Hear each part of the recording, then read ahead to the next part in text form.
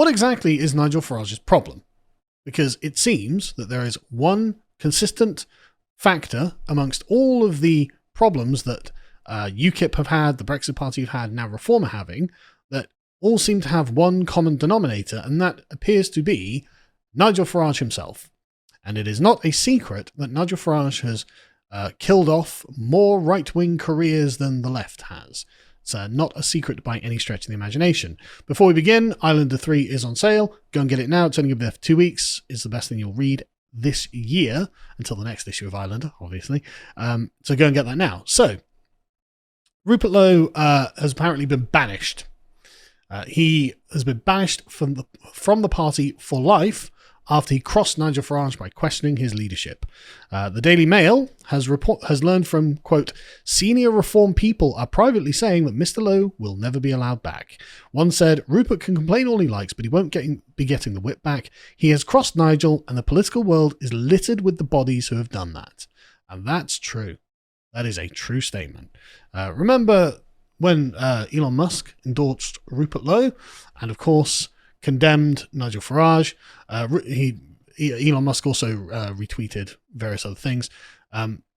Well, this was, I think, when the target was put on Lowe's head, and so the disgusting work of what I can only call mean girl politics is being done by Farage and his team. It's the politics of character assassination, and this is disgusting, and I loathe it in every form I see it.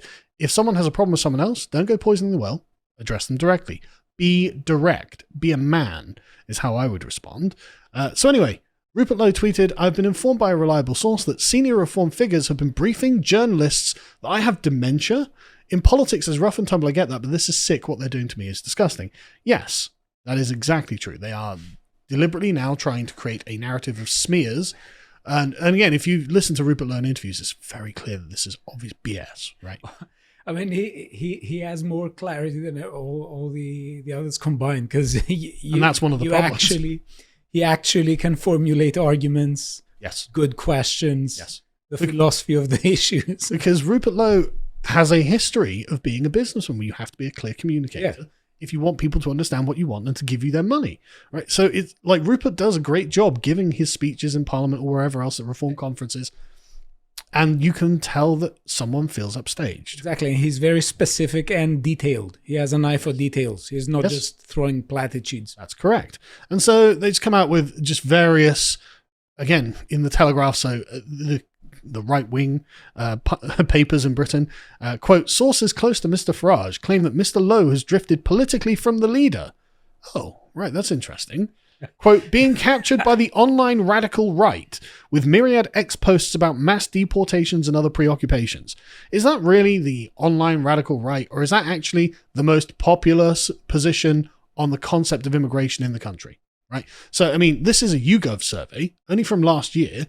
Would you support or oppose a move to increase the number of deportations of illegal immigrants in the UK? 2/3 of people are like, yeah, I support or strongly support. And only 20% of people say I oppose or tend to oppose. Like, That's not fringe online radical right-wing politics.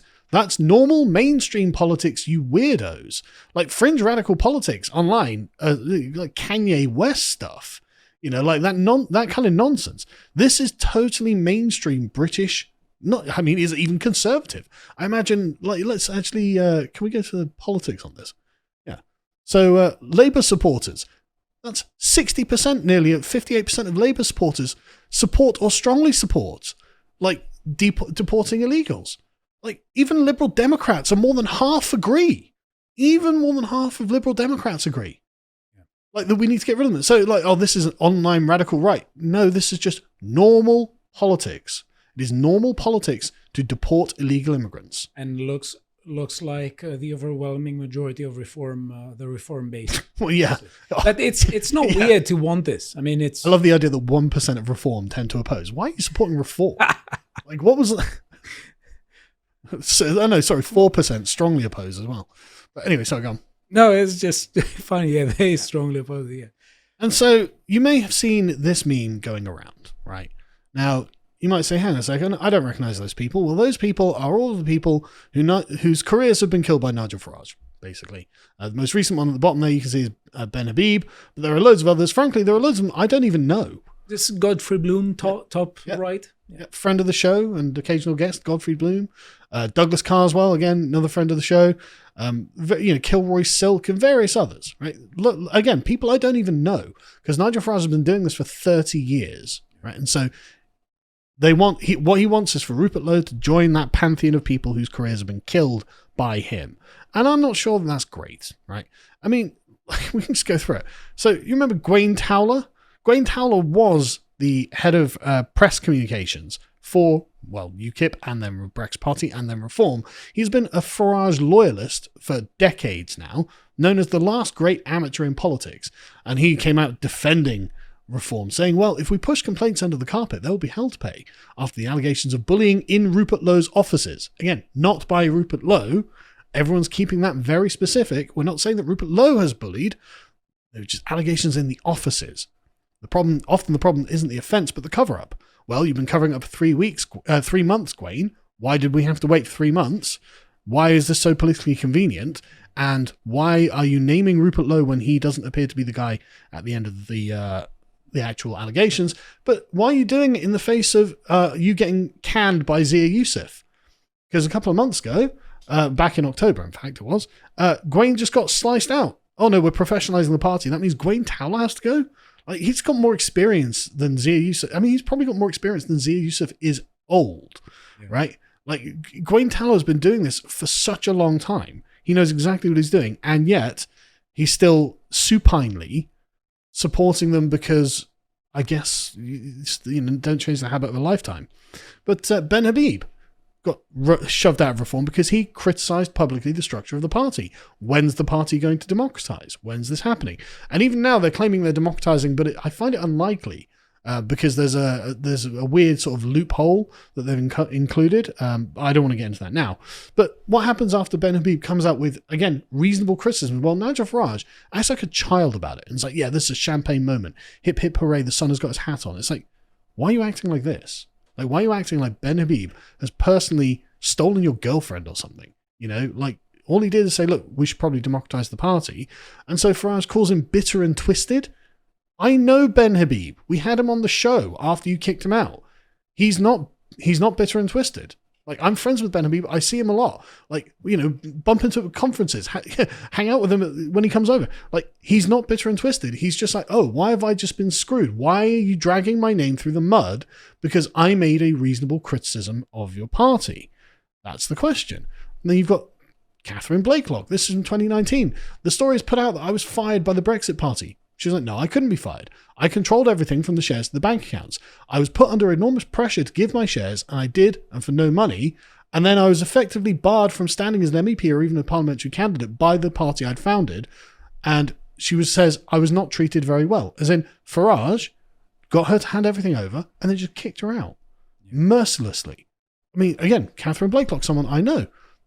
I don't think she's lying. I don't know why they would do this. Like, what's the benefit to treating people this way? Back when I was in UKIP, Gerard Batten despised Nigel Farage. And I couldn't understand it because, of course, I was always coming from the outside of things. And he was like, no, Nigel Farage has basically abused us. He was basically abusive to us, calling him the help. Okay. Gerard Batten was the leader of the party, and Nigel Farage would refer to him as the help. It's like, wow, that is insanely disrespectful. And Gerard Batten's a lovely, lovely man. Lovely man. Anyway. So, a month ago, or in January, 10 councillors from the Derbyshire branch of Reform all decided to resign, all at once. And again, this story didn't get that much coverage. There are articles, but it didn't get blow up. But it's crazy the way that they said that they were like, no, we're not doing this, after Elon Musk said he's not up to the job. The councillors alleged that the party was being run in, quote, an autocratic manner and accused Farage of disloyalty to long-term members. Yeah, there's a long history of this. He will throw you under the bus, apparently, and the autocratic governance, well, yeah, that seems to be the case. All are from Derbyshire, including Alex Stevenson, who came second in Amber Valley with 28% of the vote. So it's not like these people are bad candidates. If you come this was like the first proper election reform fought and you got 28% of the vote, you would be looking at that guy and saying, right, okay, next time, with a bit of hard campaigning, bam, you're getting more than enough to secure the seat. So why would you not treat this guy well? Why would you treat him as if he's disposable? In a statement seen by The Guardian, let me carry on, they said they could not, in good conscience, carry on under the leadership of Farage, adding, quote, "We believe that the current party management is either incompetent or malevolent, and we have lost all confidence in the leadership and its structures. And I'm just saying there's enough circumstantial evidence to make me believe that the leadership is malevolent and not incompetent." I think character plays a huge role here. And the behavior of people across the years reveals a lot about who they are and what their intentions are. My entirely outside of perspective here is that Farage is someone who is much more interested in appearance and not at all interested in governing. Yes. And when it comes to politics and how he handles his party, and all the people you've said, it looks like there is a long history of feeling threatened by some people. 100%. So what do these people have in common? Well, these people have in common the fact that they worked hard and started making a name for themselves. And Nigel Farage found that threatening, and so he threw them under the bus. I mean, there are more. We're not finished yet, obviously. You've got, what's his name? Howard Cox, who was the Reform Party's candidate for the London mayoralty. He didn't do well. He only got 4% of the vote, but he decided that he had to leave the party. He quit the party because he was told that if he was critical of the party, because he'd been mildly critical of the party, and he was sat down by Zia Youssef, apparently, and others, Nigel Farage not being there at this time, and told, look, you either don't say anything about the party and about Tommy Robinson and things like that, or we're just going to kick you out. And so he said that he had to leave.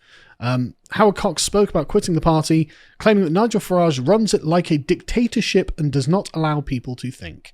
These are people who have been in the party, who have been directly exposed to Nigel Farage and his governance style. So if this was like some random lefty or something, I'd be like, well, you just hate him. You're obviously... you criticize them. Yeah, exactly. I'm not going to take anything a random lefty's going to say at face value. But when it's literally people who have worked for him for decades, and they're all just like, yeah, no, he did this, he did this, he did this, he did this, he screwed me over here. They run it like a dictatorship, and I'm not allowed to say anything. Yeah, I'm going to take this seriously. I think these people are being honest. I don't see any reason to think that it's not him. And if the only 3 words someone has in mind is me, myself, and I, most probably they're not going to govern the country well. They're the least qualified people to rule. Yeah, that's another thing as well. If he runs his own parties this way and constantly, it just generates dozens and dozens of people who loathe him with a passion. Well, I don't really want him being the guy in charge of the entire country. Anyway, Howard Cox says, well, look, I blame a lot of this on Zia Youssef. Ever since he brought his way into the chairmanship, there's been infighting. Yeah, but the thing is, Nigel chose him for a reason. This kind of behavior, this pattern of behavior, predates Zia Youssef by decades. By absolute decades. Nigel Farage has always been like this. And we see this kind of arbitrariness constantly. So today, the Reform UK Stafford branch posted this on their Facebook page. Is with great regret, I have to tell you that the Stafford Reform branch has been closed down by the regional manager for no apparent reason. Acting chairman and officers have all been removed and threatened with disciplinary action for trying to run the branch. Letters to Zia Youssef have gone unanswered. 4 weeks of requesting assistance have been ignored. And this is another thing that people, and again, there are just so many people. I'm not even bringing up just loads and loads of people like Douglas Carswell and things like that. People who just got frozen out of the process. They just get, no, you get sidelined. You don't receive anything. And that's what they're trying to do to Rupert Lowe at the moment, right? So these letters went ignored. We've been told that a new chairman will be appointed from outside the branch, and until this happens, we have no access to the membership.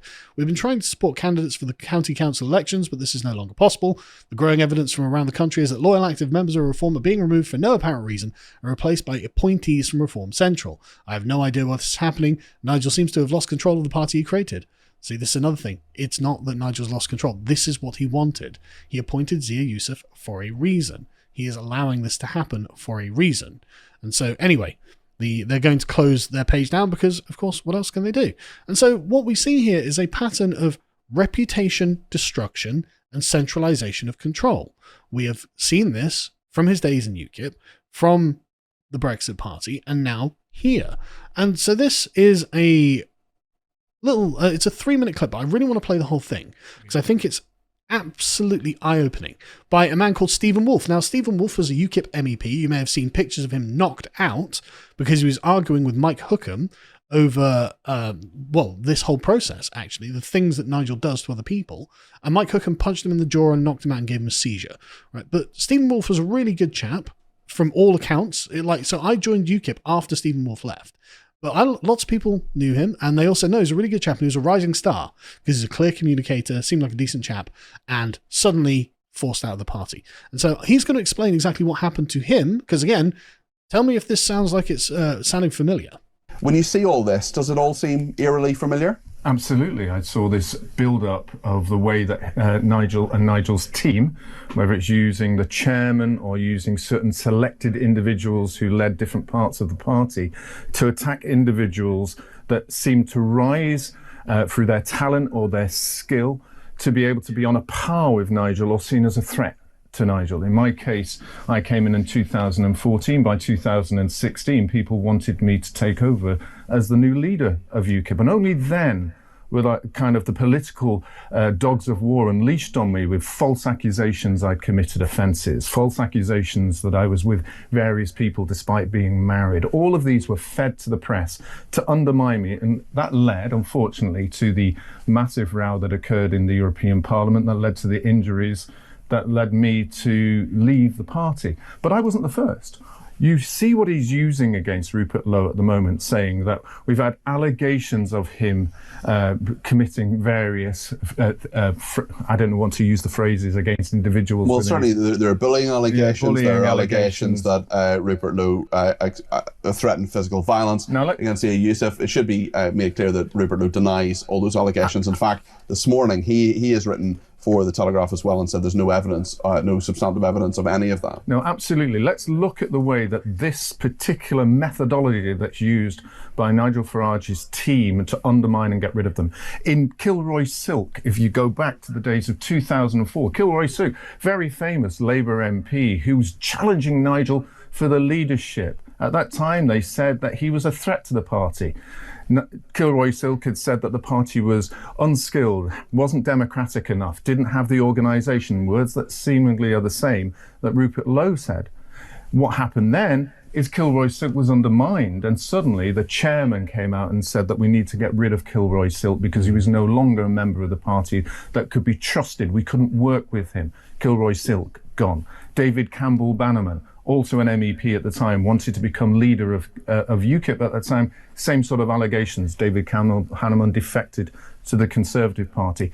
Douglas Carswell, big name that came in along from the Conservative Party. He did not give the money that Nigel Farage wanted out of the benefits of being an MP. He defected from the Conservative Party, yeah. Yeah, and along that, he had some very, very good and talented people like Patrick O'Flynn, Susan Evans, an immensely articulate woman, all rising the stars coming up suddenly. They too were undermining Nigel, not part of the party. And the same stick was used by political people. In that time, it was the leader of people who were in charge of the party, the chairman, Stephen Crowther, that led sorts of investigations into Carswell, investigations that these people, now you're seeing it with Ben Habib, now Rupert Lowe, and I faced it myself. So this is a standard methodology. Someone rises, someone looks as though they're as good as Nigel, better than Nigel in some ways, the membership love him, then they're no longer a part of the party. They're a threat. They create division. We can't have division in our party, otherwise we'll lose the next election. So he goes on to then say, sorry I let that play on so long, but I think that's really important to hear. Because again, it's just the same playbook that they're using.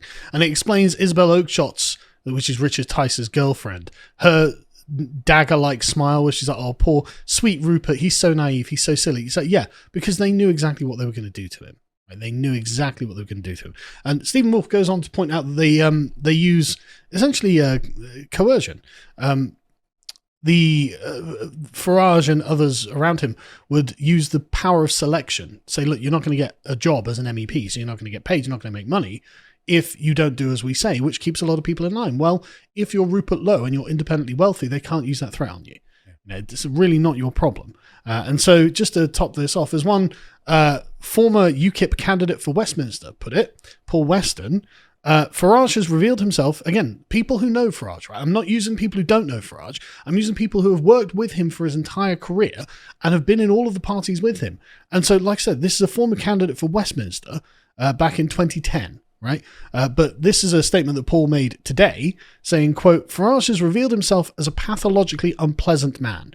This would be hard to ignore even if he promised a manifesto commitment to saving Britain from a theocratic third world future, but he doesn't promise that. And now we know he is a psychopath to boot. Reform is dead in the water. Our search for salvation continues.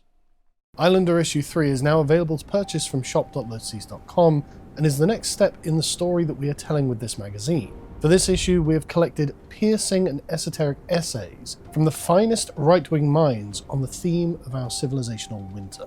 Each of our authors is an expert in bringing forth the most important hidden revelations from the lowest reaches of the soul, and it has all been beautifully rendered in a medievalist revivalist aesthetic. For this issue, I commissioned a new translation of the ancient Anglo-Saxon poem, The Wanderer, and have written a companion essay exploring how it is a reflection of our modern experience. I personally feel that this is the most important thing I've ever written, so I will be looking forward to your feedback on it. We have resolved our distribution issues, with the magazines being printed in advance of the orders, so we can guarantee that you will receive your copy very soon after ordering it, and you will also receive emailed updates so you can see exactly where it is. Hopefully, issue 3 can provide you with the space and context to engage in deep reflection about the nature of our circumstances, to discover hidden truths about yourself and find the resolve to make it through our spiritual exile.